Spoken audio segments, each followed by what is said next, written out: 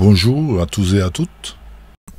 Heureux de vous retrouver une fois de plus pour qu'ensemble nous puissions partager l'étude de la parole de Dieu.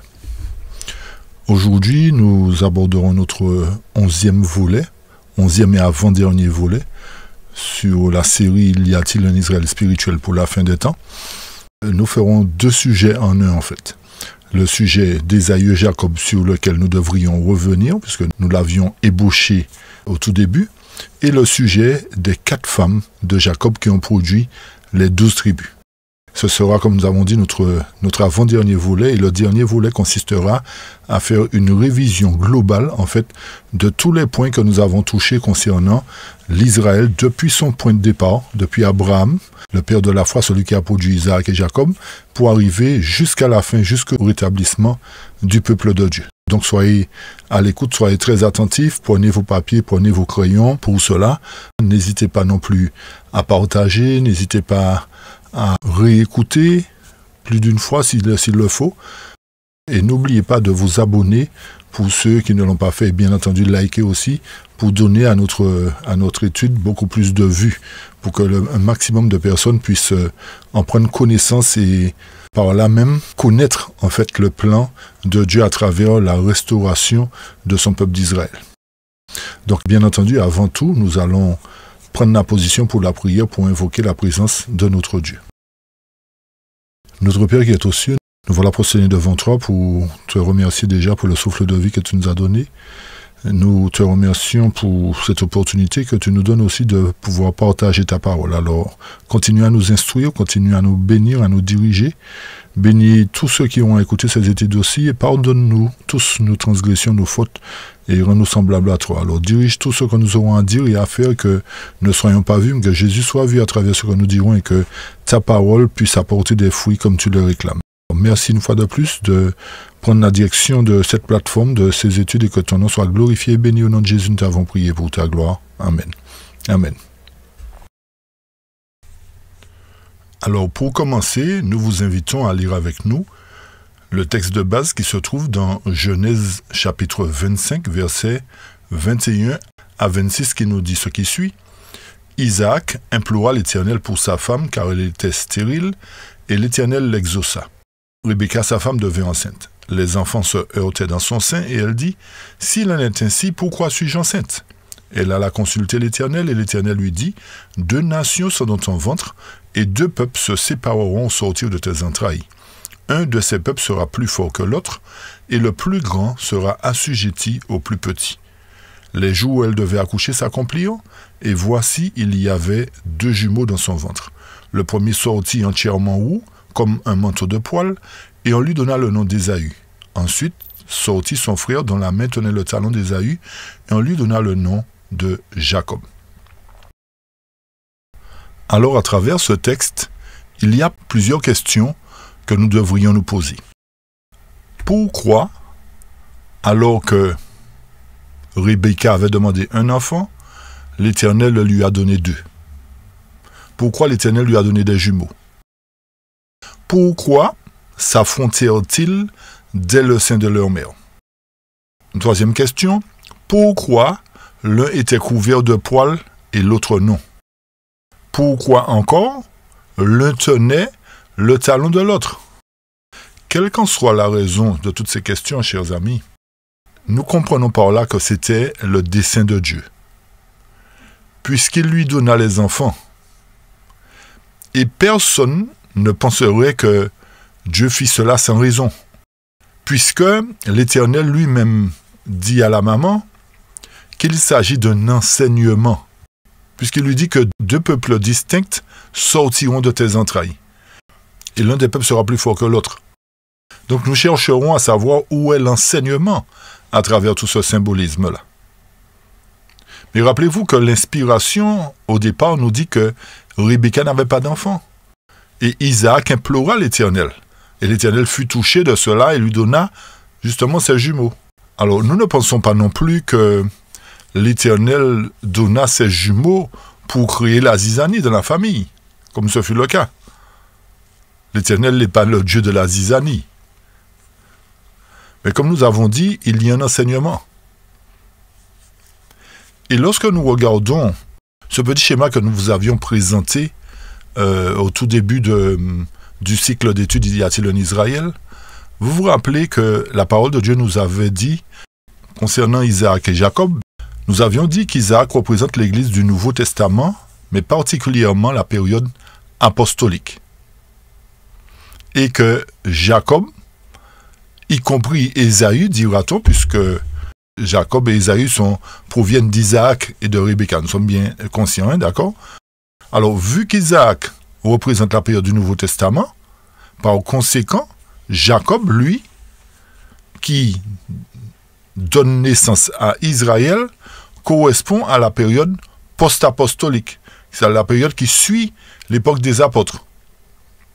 Et puisque les deux sont nés de la même mère, il y a justement cet enseignement que nous devrions considérer à l'époque post-apostolique.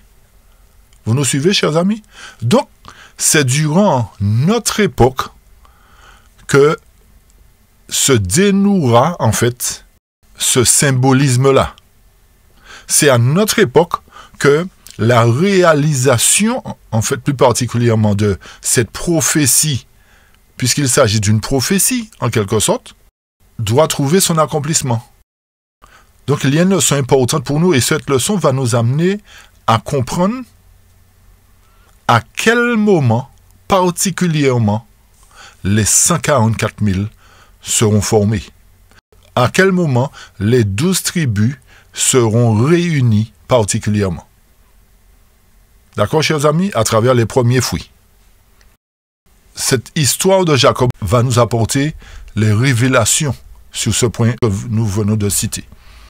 Donc, nous comprenons bien qu'à travers les naissances hors normes d'Ésaü et Jacob, et à travers leur vie, il se dessine une typologie, ou encore un dessein divin. Ce qui nous amène à comprendre que cette représentation à petite échelle de l'expérience de Jacob et d'Ésaü est une représentation de l'expérience que l'Église de Dieu doit connaître très bientôt. Puisque Rebecca prit conscience de ce fait-là quand l'Éternel lui a dit « 2 nations sont dans ton ventre, et 2 peuples se sépareront sortis de tes entrailles ». Alors, où se trouve cette typologie, chers amis, dans cette captivante étude? C'est que, d'après l'interprétation de Paul, il nous le révèle à travers l'histoire d'Agar et d'Ismaël que nous avions présentée, et à travers l'histoire de Sarah et d'Isaac, à travers la frise que nous mettons à nouveau devant vous.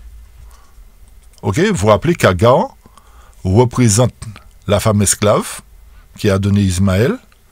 Ismaël représente Israël selon la chair. Et Sarah, elle, qui a donné naissance à Isaac, représente la femme libre, la Jérusalem d'en haut. Donc c'est durant cette période de la femme libre, la période du Nouveau Testament, encore nous apportons une évidence encore, que ces 2 nations seront présentées. Puisqu'Isaac symbolise l'Église du Nouveau Testament.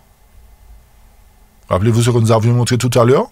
Si Isaac représente la période apostolique, Ésaü et Jacob doivent représenter la période post-apostolique. Ok? Très bien. Donc, développons maintenant notre sujet par rapport à ces grandes lignes que nous avons présentées. Nous avons vu à travers ce texte qu'il y a eu une lutte dans le sein de la mer. Nous allons d'abord apporter les explications concernant cette lutte qu'il y a eu. Remarquez bien que les enfants s'affrontèrent avant leur naissance. C'est très important. S'il y a un enseignement, comme nous dit la parole, il est destiné à déterminer la période à laquelle ce symbole doit s'appliquer. Et d'après l'âge du Père, il a été établi que l'enseignement est destiné à une période ultérieure. Ce qui revient à dire que l'affrontement des enfants se situe particulièrement avant leur délivrance. Vous avez bien compris, chers amis? L'affrontement des enfants se situe avant leur délivrance. Donc, cet enseignement s'applique au peuple de Dieu juste avant sa délivrance. Et c'est là que nous avons dit de porter une attention particulière, parce que cela va nous permettre de comprendre à quel moment, concrètement, les 144 000 seront réunis. OK? Nous devrions tenir compte des signes. C'est vrai que nous avions déjà montré beaucoup de signes à travers la prophétie, mais concernant ce sujet, il y a un autre signe qu'il nous faut prendre en compte. Donc, cet enseignement, nous disons, s'applique à la période de l'Église du Nouveau Testament et plus particulièrement la période de l'Église des derniers temps. Et vous remarquerez que cet enseignement ne peut pas être destiné à deux églises. Pour quelle raison?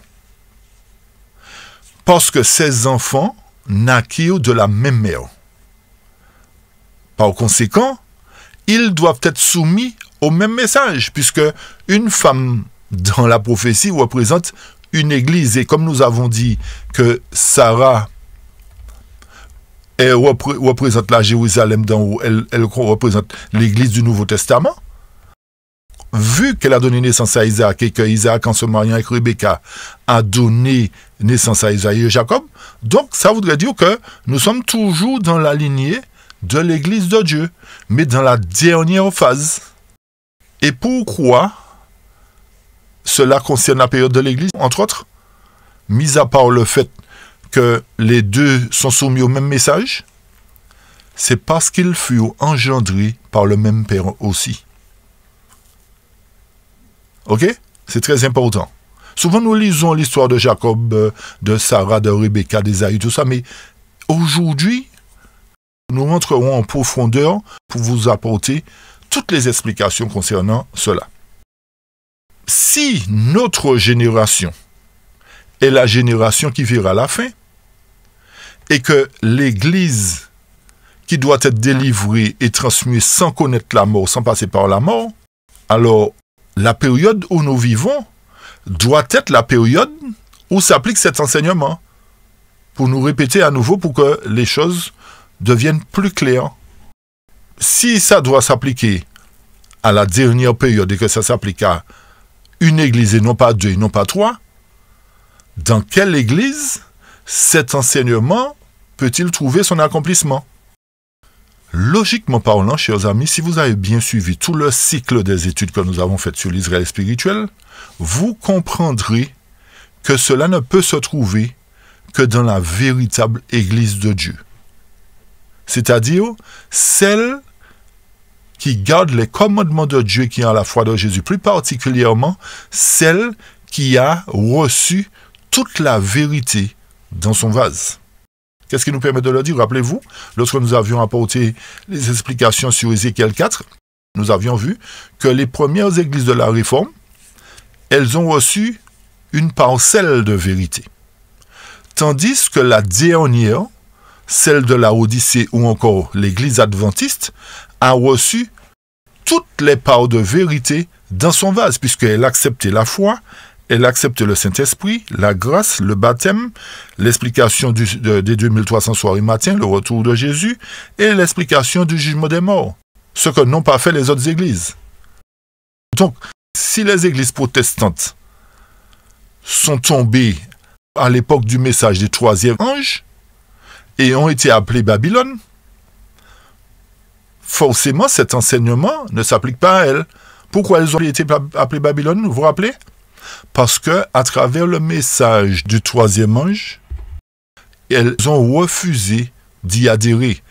Pour quelle raison? Et ça peut se comprendre. Ça peut se comprendre aussi, puisqu'ils ont vécu un désappointement, ils avaient tout vendu, ils se sont dépouillés, et Jésus n'étant pas venu, ils se trouvent pris au dépourvu, et à partir de ce moment-là, ils ne peuvent et ne veulent plus écouter qui que ce soit, ni donner du crédit à qui que ce soit, puisque vu qu'ils ont été désappointés, donc ils ne font plus confiance à personne, ils restent sur leur position. Forcément, ces gens qui étaient croyants se sont rebellés, et c'est pour cette raison que l'application de Babylone se réfère à ces églises de la protestation qui ont rejeté le message du troisième ange. Ce qui revient à dire, chers amis, entre parenthèses, que ce message des 3 anges est aussi un type. Par conséquent, il doit y avoir une réplique, un antitype. Et l'antitype du message des 3 anges se fera au moment où le message de l'autre ange se joindra au message des 3 anges pour lui donner force et puissance au moment où sa proclamation deviendra un grand cri. C'est-à-dire aux dernières heures de l'histoire du monde. Par conséquent, nous comprenons plus clairement la raison pour laquelle l'Éternel qui a son peuple à travers les églises de Babylone doit susciter un peuple représenté par Jacob et ses enfants dans le but d'aller chercher, comme nous l'avions dit précédemment, les brebis perdues de la maison d'Israël. Ses autres frères et sœurs, les autres enfants de Dieu, qui ne sont pas dans la bergerie. Donc, ce qui revient à confirmer, en fait, que la seule église dans laquelle doit s'appliquer cet enseignement d'Ésaü et Jacob, c'est l'église adventiste du 7e jour, chers amis. Comme nous l'avons dit, elle a toute la vérité dans son vase, bien qu'elle ne tienne pas compte de toute la vérité, puisqu'elle s'en est enorgueillie. Elle s'est enorgueillie en disant, je n'ai besoin de rien, je suis riche, alors que l'Éternel lui dit, tu es pauvre, misérable, aveugle et nu. Ok? Donc on voit bien que malgré le fait qu'elle ait des choses, l'Éternel dit, il te manque quand même, parce que tu ne tiens pas compte, c'est ce que ça veut dire. Ok? Ce qui revient à dire que si... Et nous allons montrer que ce n'est pas si, c'est une affirmation que cette église adventiste du 7e jour, dans laquelle le véritable Israël doit sortir, doit détenir un message que n'enseigne aucun autre organisme. Et effectivement, c'est le cas, chers amis. Et si ce message-là que nous portons est l'avènement du Christ à la fin du monde, de cette génération, alors cette église est bien l'église en question. Pourquoi? Parce que les autres églises prônent l'enlèvement. Il y a une différence entre avènement et enlèvement. Avènement de Christ pour nous chercher et non pas enlèvement pour nous monter au ciel. La raison pour laquelle la dernière église s'appelle adventiste, c'est parce que le terme anglais advent signifie avènement. Autrement dit, attend le retour de Jésus. Donc c'est l'Église qui parle de l'avènement de Jésus qui doit vivre cette expérience d'Ésaü et de Jacob. Pas les églises qui parlent de l'enlèvement. Est-ce que vous nous suivez? Ok? Donc, ça c'est un fait. Et cette église adventiste possède les mêmes caractéristiques de Jacob et d'Ésaü, tandis qu'ils étaient dans le ventre de leur mère. Nous apporterons les évidences pour cela. Revenons sur Ésaü et Jacob. La Bible nous dit qu'il y a 2 lignées et qu'ils sont représentés par des jumeaux. Ces 2 lignées-là sont des jumeaux. Donc, si cela est exact, ça voudrait dire que dans l'Église, puisque nous avons compris clairement maintenant que ça se passe au sein de l'Église de Dieu des derniers temps, la dernière Église particulièrement, ça voudrait dire que dans cette Église, il y a 2 lignées. L'une est représentée par Ésaü et l'autre par Jacob. Et si nous nous référons au texte de témoignage pour les pasteurs, qui nous dit qu'il existe 2 influences opposées qui s'exercent de façon continue sur les membres d'Église. L'une travaille à la purification de l'Église, l'autre à la corruption du peuple de Dieu. Donc c'est une évidence, chers amis. Et aujourd'hui, au sein de cette Église, effectivement, nous voyons qu'il y a 2 tendances, 2 courants de pensée. Un courant de pensée qui travaille pour la purification et un autre courant qui n'est pas mêlé avec ça, qui ne s'embête pas avec la parole de Dieu, mais qui dit, peu importe ce que nous sommes, peu importe ce que nous faisons, nous serons sauvés. Donc, l'autre partie qui travaille pour la corruption du peuple de Dieu, qui n'instruit pas le peuple de Dieu dans le but de l'éveiller et de lui permettre de prendre conscience de l'imminence du temps et de sa position particulièrement. Donc nous voyons que, effectivement, nous avons la confirmation qu'au sein de cette Église, il existe effectivement ces deux influences opposées. C'est-à-dire qu'il y a deux lignées de pécheurs. Donc, remarquons bien que les deux, effectivement, sont des pécheurs. Parce que Ésaü était roux, c'est-à-dire qui vient d'écarlate, qui est un symbole du péché. Tandis que Jacob, lui, était un trompeur. Son nom signifie trompeur, puisque l'Éternel a changé ce nom de trompeur en Israël. Donc, c'est à partir du moment où le peuple de Dieu, particulièrement, bien qu'il soit pécheur, accepte que Jésus le touche, accepte que Jésus le transforme, que le nom de l'Église de Dieu se changera et que les tribus d'Israël se formeront particulièrement. Puisque l'Éternel nous a dit dans sa parole qu'il changera ce cœur de pierre en cœur de chair, il nous donnera un cœur nouveau. Nous ne pécherons plus volontairement. Donc ça voudrait dire qu'à la libération de ces deux enfants, ou encore de ces deux groupes, de ces deux lignes de pécheurs, lorsqu'ils seront libérés, ça voudrait dire que la lignée de Jacob, représentée par les 12 tribus, seront en conformité avec l'Éternel. J'espère que plus nous allons, plus les choses deviennent claires pour vous, chers amis. D'accord? Donc, nous touchons maintenant le symbole du doigt d'aînesse. C'est important de toucher tous ces symboles, en fait. Donc, Ésaü, nous l'avons compris, est le premier. Et quel que soit ce qui devait être transmis, cela devrait lui revenir, puisque c'est lui qui est sorti le premier. Par conséquent, c'est lui qui devait avoir ce doigt d'aînesse. Et effectivement, c'est lui qui l'a eu. D'accord? Mais nous allons voir que, malgré le fait qu'il avait le doigt d'aînesse, il a perdu. Nous apporterons aussi les explications. Donc, puisque, rappelez-vous que la loi de la Bible veut que le premier-né, effectivement, hérite de la prêtrise. Et nous voyons que c'est pour cette raison aussi que Jacob convoitait le doigt d'aînesse d'Ésaü. Donc, ce qui confirme qu'Ésaü représente la lignée de prêtres ou encore la lignée de dirigeants. Petit à petit, les choses deviennent plus claires, j'espère, encore une fois de plus, chers amis. Ce qui revient à dire encore plus clairement qu'Ésaü, logiquement, représentait ou représente naturellement ou possède en fait des qualités de leader, à l'inverse de Jacob. Et logiquement, si les choses étaient restées telles quelles, nous pourrions dire que les 12 tribus sortiraient d'Ésaü. Mais comme il a perdu son doigt d'aînesse et que la promesse doit se réaliser, nous l'avons compris maintenant à travers Jacob, ce qui revient à dire qu'il fallait en quelque sorte que la situation se passe comme elle s'est passée.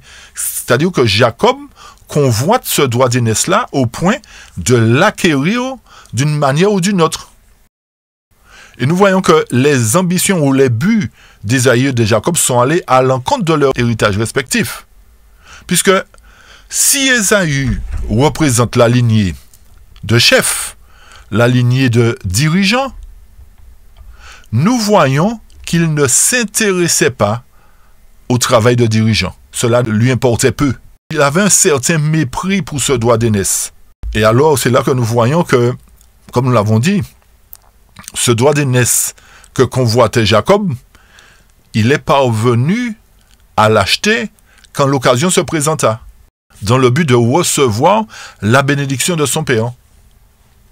Alors forcément, il accepta le plan de sa mère qui visait à l'obtenir par la tromperie. Et tout cela pour nous montrer encore que, chers amis, à travers cette histoire tragique, que les Ésaüites, on va dire, qui n'accordent pas à leur devoir l'importance qu'ils méritent, ont laissé indifférents leurs responsabilités échapper aux mains avides des Jacobites. Les Jacobites qui apprécient plus le travail de leadership à leur juste valeur et qui prennent la mesure de leurs obligations. Donc ça voudrait dire que Jacob était plus intéressé par le rôle de direction pour pouvoir conduire, instruire, etc., qu'Ésaü lui-même. Mais vu que Jacob n'était pas préparé pour cela, qui n'était pas né le premier, on a bien compris, faute d'être un leader né, on va le dire, il a dû développer les qualités nécessaires pour ce saint office. Et comment ça s'est produit pour lui? Il a été obligé de quitter le lieu où il résidait pour faire une expérience d'apprentissage disciplinaire destinée à forger son caractère. Ce qui revient à dire que durant ces années où il fut fugitif, il reçut un apprentissage de la main de l'Éternel. Il fut formé par la main de l'Éternel. Ce qui revient à dire, chers amis, et si nous revenons sur Isaac et Jacob, nous avons dit qu'Isaac représente la période apostolique et Jacob représente la période post-apostolique.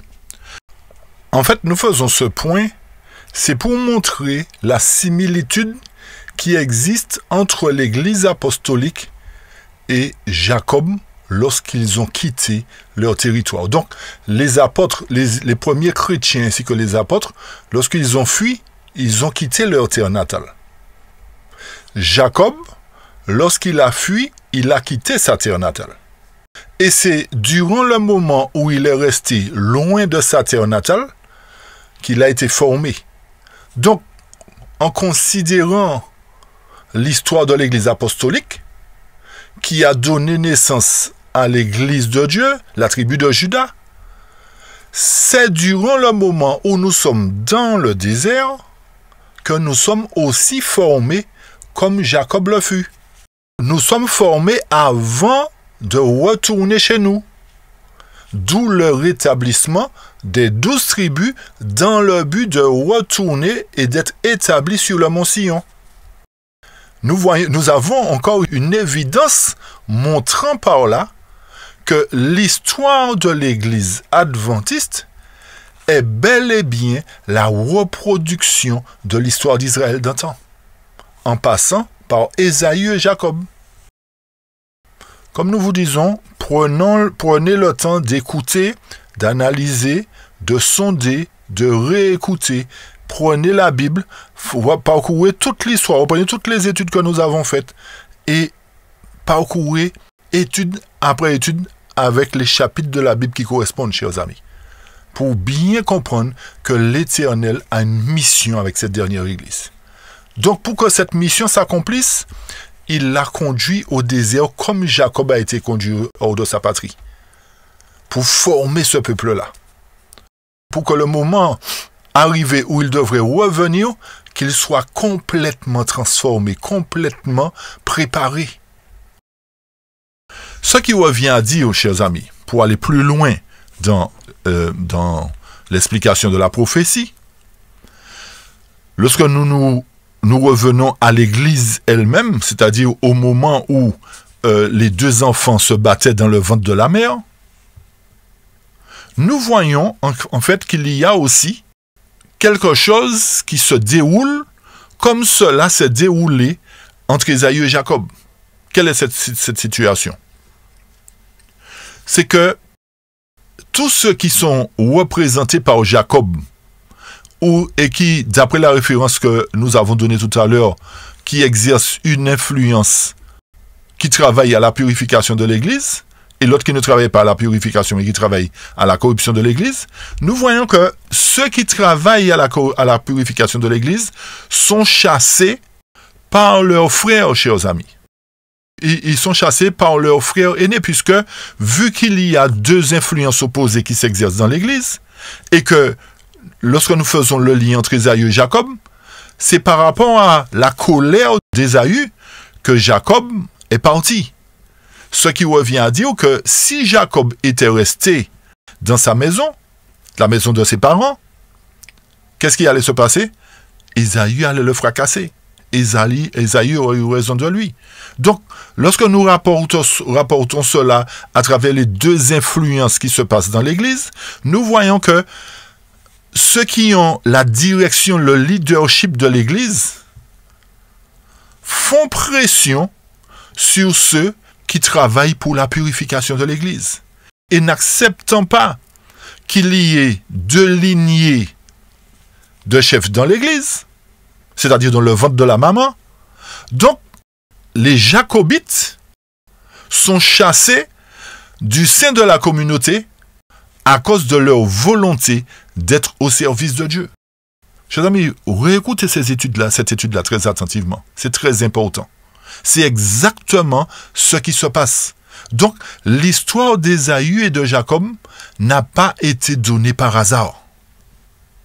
C'est pour nous montrer la situation qui existe entre deux classes de personnes, deux classes de frères, chers amis, au sein de la communauté, et qui va se terminer par une séparation. Une classe de leader qui ne prend pas en compte son rôle de leadership, qui méprise en fait ce droit d'aînesse-là, et une autre classe qui veut à tout prix être au service de Dieu, mais qui est rejetée par la classe dirigeante. Donc c'est pour cette raison que durant le moment où le peuple de Dieu se trouve dans le désert, comme Jacob a dû partir, l'Éternel le forme à travers la vérité. L'Éternel forme son peuple dans le but de le rétablir, de rétablir la maison d'Israël, dans le but aussi de l'amener à revenir chez lui, deuxièmement, et dans le but, troisièmement, de proclamer ce grand cri. Donc, qui dit proclamer grand cri, dit formation d'abord. Vous suivez le raisonnement, chers amis? Donc, de même que Jacob a été formé, le peuple de Dieu qui lutte pour la purification de l'Église doit être formé avant la libération, avant que les deux ne soient séparés. Et le fait que Jacob tenait le talon d'Ésaü montre effectivement, confirme qu'Ésaü était effectivement celui qui devait entraîner son frère, qui devait instruire son frère plus précisément. Donc ce n'est pas un hasard non plus. Mais nous voyons là qu'il s'agissait d'une volonté divine. Donc il y avait un enseignement pour nous aujourd'hui. Ce qui confirme une fois de plus qu'Ésaü devait représenter une lignée de chef. Et comme nous avons dit concernant la couleur d'Ésaü signifie un symbole de péché, et le nom Jacob est trompeur. Donc ces deux noms-là doivent être changés. Et pour preuve, chers amis, pour preuve, nous allons dans Genèse chapitre 25 pour confirmer ce que nous disons. Pour montrer comment le nom d'Ésaü a été changé. Lorsque nous lirons Édom dans la Bible, par exemple, nous saurons qu'il s'agit d'Ésaü ou de la descendance d'Ésaü. Lisons Genèse 25, versets 29 et 30. Le texte nous dit, comme Jacob faisait cuire un potage, Ésaü revint des champs accablé de fatigue. Et Ésaü dit à Jacob, laisse-moi, je te prie, manger de ce roux-là, car je suis fatigué. C'est pour cela, nous dit le texte, qu'on a donné à Ésaü le nom d'Édom. Ok? Et l'autre texte qui se trouve toujours dans Genèse 36, versets 8 et 9, le texte nous dit, Ésaü s'établit dans la montagne de Séir, Ésaü c'est Édom. Voilà la postérité d'Ésaü, père d'Édom, dans la montagne de Séir. Donc lorsque nous verrons Édom, nous saurons que c'est la descendance d'Ésaü, chers amis. Donc ce nom-là a une signification. Et quelle est la signification, chers amis? Pour cela, nous allons dans l'histoire de la rédemption, à la page 96, chapitre 1 enseignement pour le peuple de Dieu. Le texte nous dit que Jacob et Ésaü représentent deux catégories de personnes. Jacob représente les justes et Ésaü les méchants. Donc lorsque nous verrons Édom, nous saurons que ce sont des méchants. Lorsque le texte nous parle d'Ésaü, qui est de la lignée des dirigeants, mais qui ne fait pas ce que Dieu veut, nous voyons que c'est une lignée de méchants. Ce n'est pas nous qui le disons, hein, chers amis. N'allez pas dire que c'est nous qui disons. D'accord? Mais c'est ce que la parole de Dieu nous confirme. Donc, tous ceux qui voudront être sauvés et faire partie, qui croient véritablement au rétablissement des 144 000, seront représentés par des justes. Parce que c'est la foi qu'il faut, en fait, pour croire effectivement que la promesse se réalisera pour les tribus d'Israël. Donc, Jacob représente les justes et Ésaü les méchants. Alors, voyez comment l'Éternel, à travers cette typologie, à travers cette illustration, ou encore à travers l'histoire d'Ésaü et de Jacob, nous amène à comprendre qu'au sein de la dernière Église, il y a des méchants et des justes qui travaillent. Ok? Et concernant le symbole de la personnalité d'Ésaü, cette personnalité-là, qui a fait d'Ésaü un grand chasseur, un homme des champs, montre que son centre ou ses centres d'intérêt résidaient dans le gibier et dans son estomac. Ce qui confirme qu'il était totalement désintéressé de sa position de prêtre de la famille. Donc ce qui revient à dire que cette lignée d'Ésaü qui est représentée ici porte beaucoup plus d'intérêt pour les plaisirs, le gain, les affaires du monde, que par les privilèges reçus de Dieu. Nous montrons par là qu'Ésaü est incapable de contrôler son appétit. Tout cela pour dire que lorsque une catégorie parle de réforme sanitaire, vous voyez notre catégorie qui se bat contre la réforme sanitaire, disant que ce n'est pas le fait de manger de viande, de faire ceci, qui va nous empêcher d'être sauvés. Mais c'est ce qui va nous perdre, chers amis. Pourquoi? Et c'est là que nous ne comprenons pas véritablement comment Dieu travaille. Donnons un exemple pour cela. Rappelez-vous que lorsque les Juifs s'amusaient, on va dire, à répudier les femmes qui, sous prétexte d'adultère ou ceci ou cela, recevaient une lettre de divorce. Lorsqu'ils ont essayé de piéger Jésus, ils ont dit, mais Moïse a dit que nous pouvons donner une lettre de divorce à nos femmes, etc., parce que ceci, parce que Moïse a dit, parce que Moïse a dit, parce que Moïse a dit. Quelle a été la réponse de Jésus?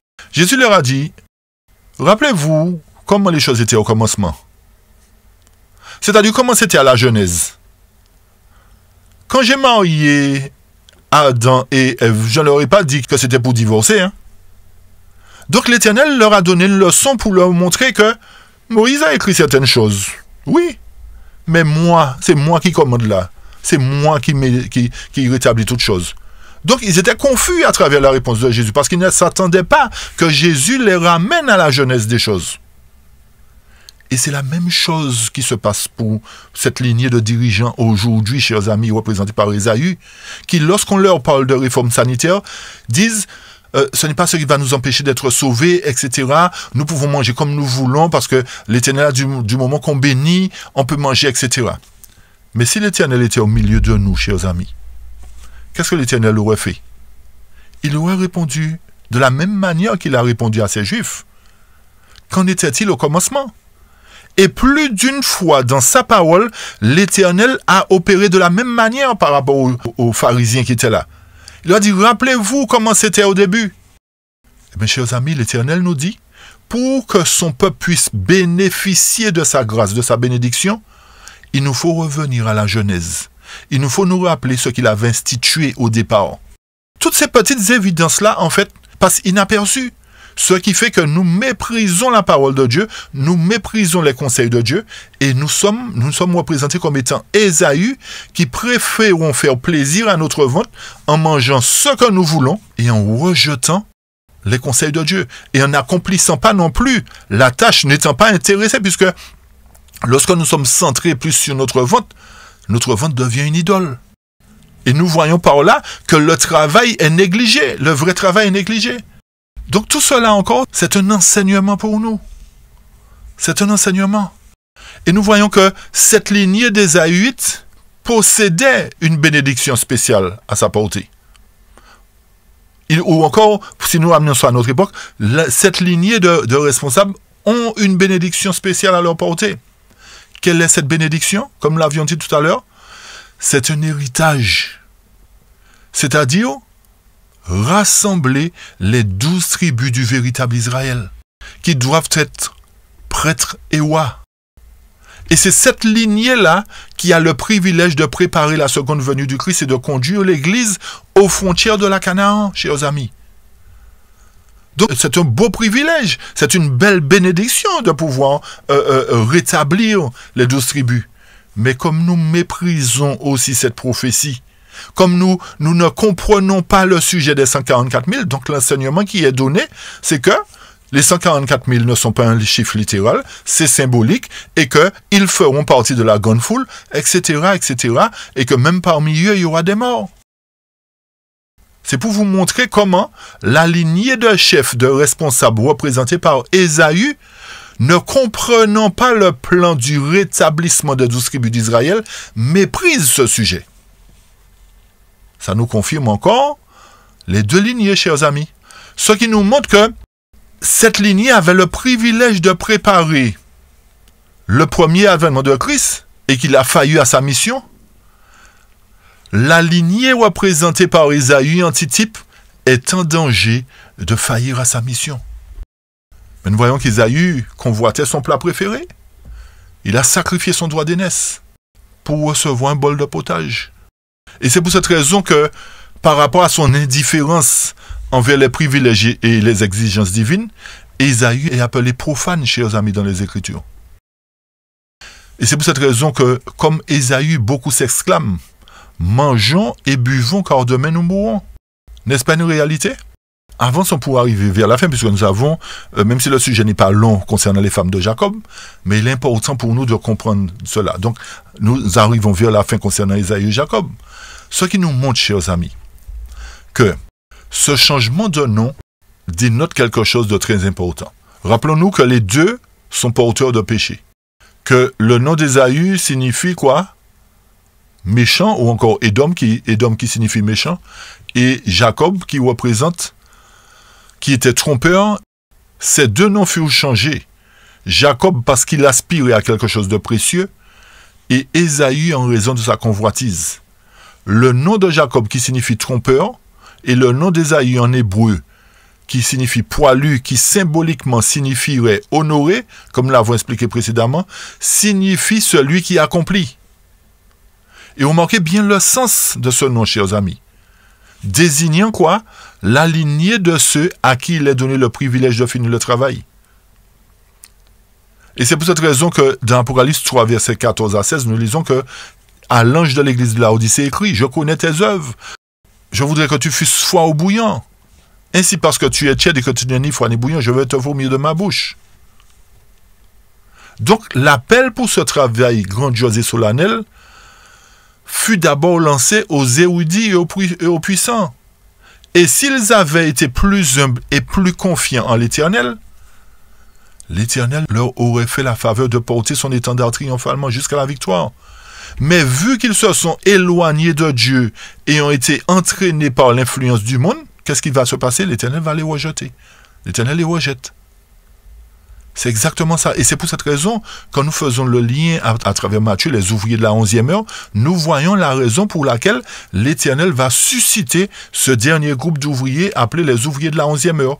Parce que les ouvriers de la 9e heure n'ont pas été en mesure de terminer le travail. Ça nous confirme encore, ça établit les liens, une fois de plus, entre les deux lignées, Ésaü et Jacob. Donc, cette perte de gain d'Ésaü, qui profita à Jacob, le plus jeune des jumeaux, ou encore celui qui vient en dernier tenant le talent d'Ésaü, représente la lignée de ceux qui viennent dans le message du troisième ange, entraînés par la lignée représentée par Ésaü. Donc Jacob avait un désir fervent, une ardeur zélée pour la position que son frère occupait, bien qu'étant dépourvu de compétences, dont Ésaü disposait pour accomplir le devoir inhérent à cette fonction. Et c'est pour cette raison qu'il convoita cela, qu'il acheta par son grand zèle et sa détermination, et il réussit son plan. Donc le prix qu'il paya pour cela était la nourriture, chers amis. Quelque chose de peu de valeur. Mais ce qu'il reçut en échange était de grande valeur. Et ceci indépendamment de l'expérience ou des compétences d'un homme pour une certaine position. Donc nous voyons bien qu'il ne peut réussir sans ardeur zélée et intérêt pour cette activité particulière. Ça représente les violents qui s'empareront du royaume, chers amis. Ésaü avait beaucoup à perdre, mais c'était au bénéfice de Jacob. Et c'est lorsque Ésaü venant près de son père après réclamant la bénédiction, mais son père lui dit, mais je t'ai déjà béni. Nous voyons par là que la bénédiction qui devait revenir à la classe dirigeante sera déposée sur la tête, on va dire, de l'autre classe qui lutte pour conduire l'Église dans la lumière. Et Ésaü, plein de remords, menace la vie de son frère suite à cela. Donc ce qui montre que à travers cette représentation, ces deux lignées-là se trouvent en grande difficulté. L'une en prenant conscience du bien perdu, l'autre en raison de la haine dont elle se trouve à l'objet. Et c'est durant son parcours, durant le moment où il fuit la maison, chers amis, que l'Éternel lui apparut en songe. C'est à ce moment-là qu'il a vu l'échelle dressée sur la terre et que son sommet touchait les cieux. Rappelez-vous que l'échelle représente Christ, chers amis. Dieu le Père se trouvait tout en haut, Jacob en bas. Donc ce rêve donna à Jacob beaucoup de courage et c'est à ce moment-là qu'il fit un serment à Dieu. Ce qui nous montre que au moment où le peuple de Dieu, ou la mère accouchera en fait, ces deux nations qui sont en train de se battre dans son ventre, c'est à ce moment-là que les 144 000 seront rassemblés, chers amis. Est-ce que vous nous suivez?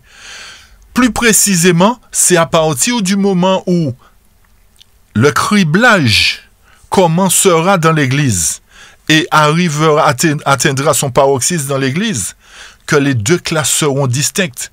Et lorsque l'accouchement se fera, l'un devra fuir pour être protégé pour sa vie. Et l'autre n'aura que ses yeux pour pleurer, comme nous avons l'habitude de le dire. Donc nous voyons que c'est à ce moment-là que Jacob, que les 12 tribus seront à nouveau réunies. À travers la bénédiction qu'a reçue Jacob lorsqu'il s'est battu avec l'ange. Donc le rêve qu'il eut durant la nuit était seulement une vision, une représentation de quelque événement futur. Donc une seule interprétation peut être donnée à ce rêve, chers amis. Si l'échelle représente Christ, les anges, les messagers, et que Dieu le Père en haut et Jacob au pied, cela représente une communication totale entre le ciel et le véritable Israël. Et c'est à travers la dernière pluie, la pluie de la hier saison, que ce peuple d'Israël-là sera formé pour être prêt pour le rassemblement dans le but d'aller proclamer ce grand cri, chers amis. Donc, c'est au moment de cette séparation, de cette libération des pécheurs au sein de la communauté que le peuple de Dieu sera réuni. Est-ce que vous nous suivez, chers amis? Donc, ce qui revient à dire qu'il y a cette époque de scellement dont nous parlons, de marquage. Le marquage est opéré alors que les deux sont au sein du ventre de leur mère, au sein de la communauté. Mais l'Éternel qui connaît l'issue du conflit est capable de dire que Jacob sera la future lignée et qu'Ésaü jouera le rôle de perdant. Donc c'est effectivement à ce moment-là que se fera la séparation. Le scellement se fait et durant le moment où le criblage atteindra son paroxysme, chers amis, et que l'Église sera sur le point d'être libérée, que on verra véritablement la promesse de l'Éternel se réaliser à travers les 144 000, à travers le rétablissement de la maison de Jacob. J'espère que ce sujet est clair, chers amis. J'espère que cette histoire de Jacob est beaucoup plus limpide pour nous aujourd'hui. Et pour terminer, nous poursuivons la chronologie de cette typologie en plusieurs phases. Et nous arrivons maintenant au moment où Jacob arriva à Padan-Aram.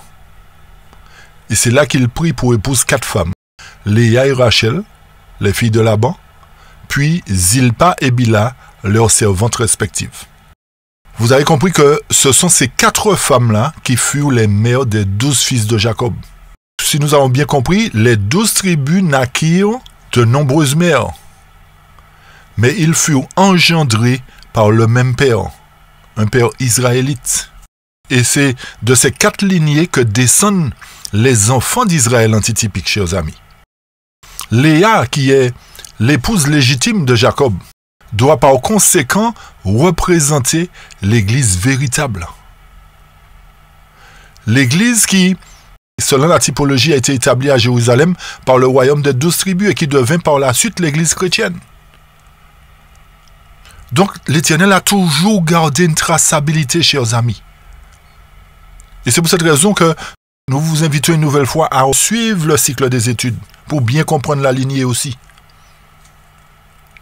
Donc, ces églises chrétiennes-là ont été dispersées à travers le monde aussi. De même que les 10 tribus longtemps avant ont été dispersées. Mais comme à travers les 4 femmes, l'Éternel veut nous montrer que ses enfants sortiraient non seulement des églises chrétiennes protestantes, puisque Léa et Rachel étaient sœurs, elles étaient de la même famille. Autrement dit, et lorsque nous faisons dans l'antitype, la même famille protestante. Et que les autres sortiraient de d'autres dénominations qui ne sont pas de la même famille. C'est ce que l'Éternel veut nous montrer à travers les 4 femmes, chers amis. 2 femmes de la même famille, 2 femmes qui ne sont pas de la même famille, mais qui sont d'origine païenne. Commencez à comprendre le parcours que l'Éternel a fait faire à son peuple, chers amis. Pourquoi l'Éternel a permis tout cela? C'est pour nous montrer comment il va rassembler. C'est pour nous montrer aussi comment son peuple a été dispersé à travers le monde et mélangé dans les différents corps religieux, chrétiens et non chrétiens. Ils ont été dispersés à travers le monde. Donc l'Éternel, par le moyen de la vérité, va sensibiliser, va toucher le cœur de ses enfants, puisqu'il les connaît. Rappelez-vous qu'il a écrit leur nom. Il sait d'où ils sont nés. Et c'est par le moyen de la vérité qu'il rétablira ses enfants.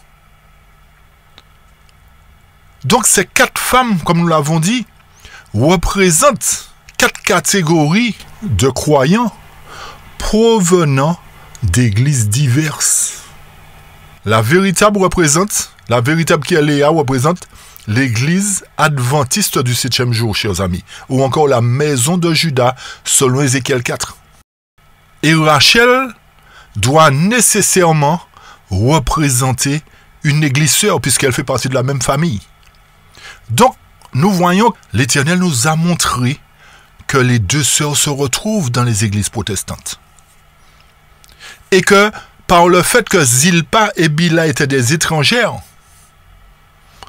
ou encore les servantes de Léa et Rachel, elles doivent représenter nécessairement des églises subséquentes d'origine païenne, ou encore d'un autre style de religion, d'un autre type de religion, ou encore un monde religieux et non religieux. Donc c'est à travers ces différentes mères que les 144 000 seront rassemblés. Comme nous l'avons dit, par le moyen de la vérité. Et rappelez-vous que bien que les 12 tribus prirent naissance de 4 mères différentes, ils furent engendrés par un seul père, un père israélite. Et vu que toutes ces tribus ont été dispersées parmi les nations païennes, Juda, qui est le royaume des 2 tribus, et Israël, le royaume des 10 tribus, furent assimilés par les païens. Et c'est pareil pour l'église chrétienne qui descend de l'église juive. Souvenez-vous que les disciples de Christ et les apôtres, de même que les premiers convertis, étaient de purs juifs. Et que cette église abandonna son titre d'église juive dans l'Ancien Testament et prit le titre d'église chrétienne, chers amis, dans le Nouveau Testament.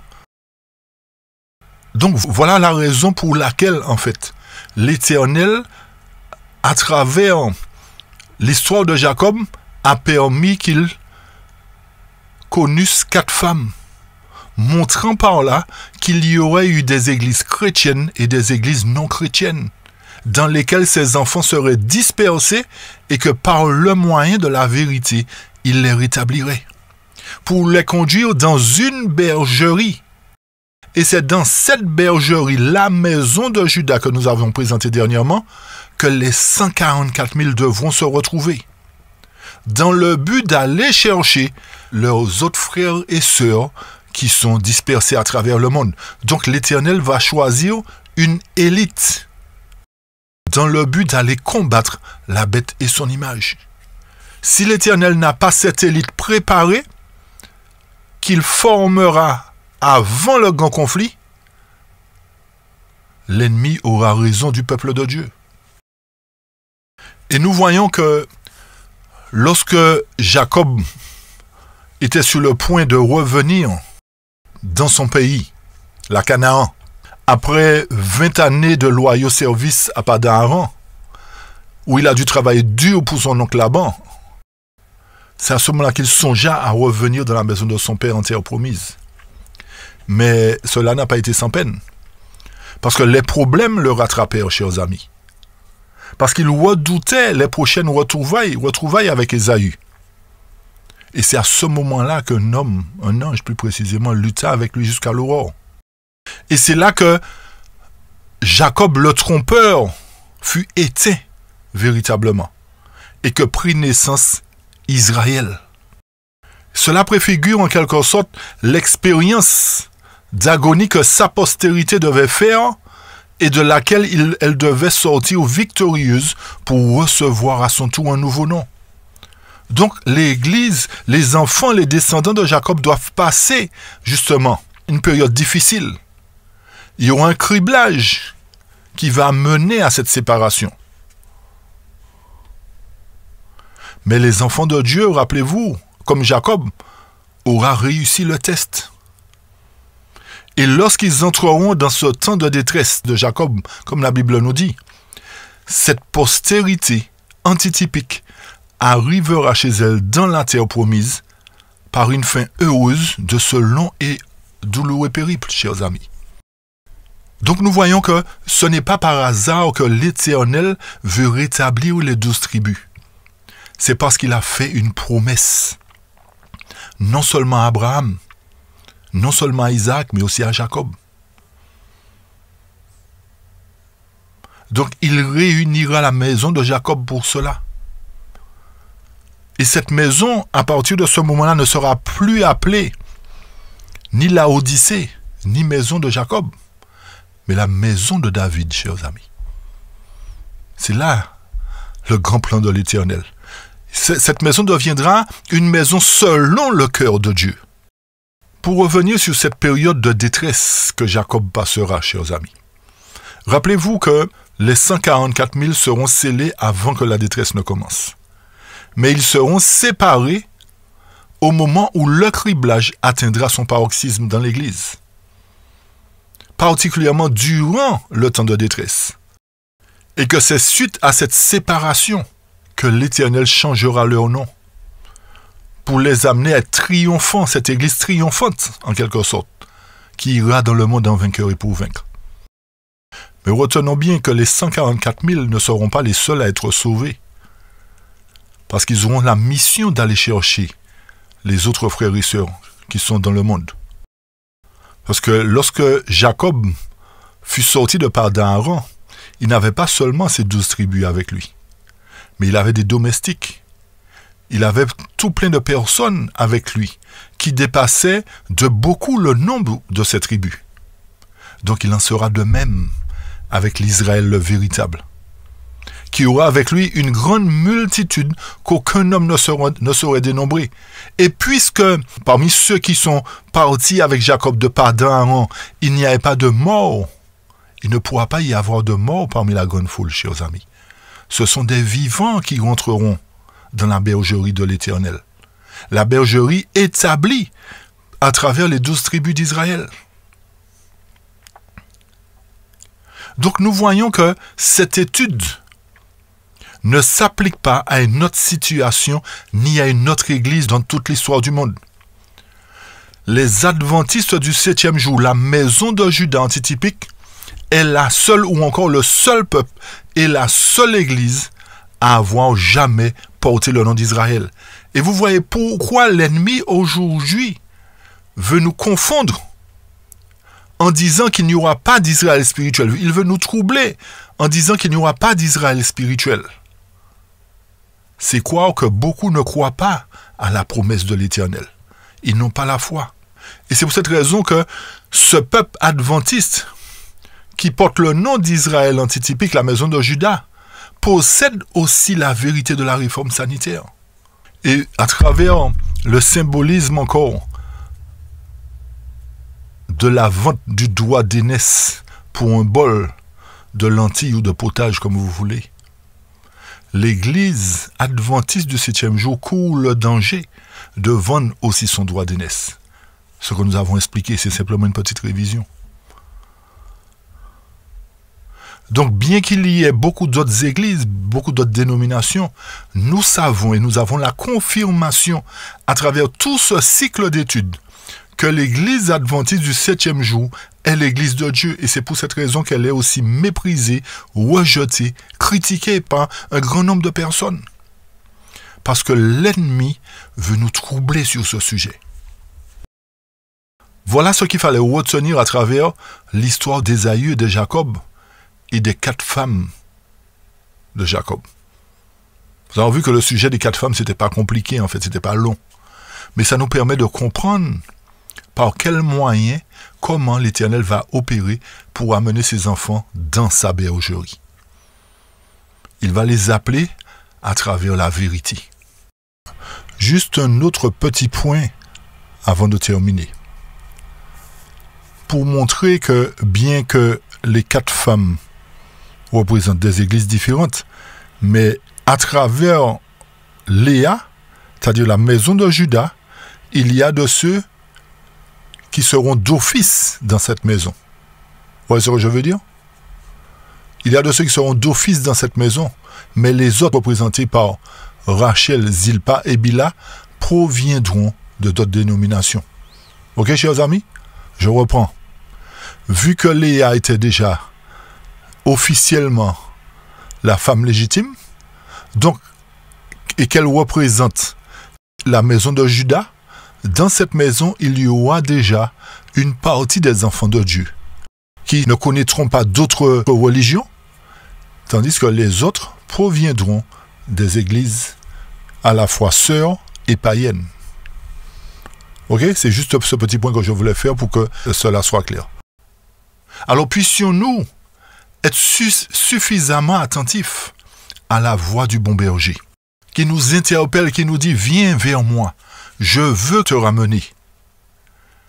Et seuls les descendants des tribus accepteront la voix de ce bon berger pour faire partie de ces 144 000 premiers fruits, nous disons premiers fruits, pour qu'ensuite ils aillent chercher les autres frères et sœurs qui sont à l'extérieur de cette bergerie. Alors que l'Éternel nous garde, chers amis, que l'Éternel nous dirige, qu'il nous conduise dans toute la vérité, car si le scellement n'est pas encore terminé, bien que nous voyons les signes des temps se manifester autour de nous, faisons diligence, acceptons la vérité, vivons la vérité, renonçons à l'erreur, afin que l'Éternel nous scelle par sa vérité, et qu'ensemble avec lui, nous soyons sur le mont Sion. C'est là ma prière pour chacun de vous. Amen. Amen.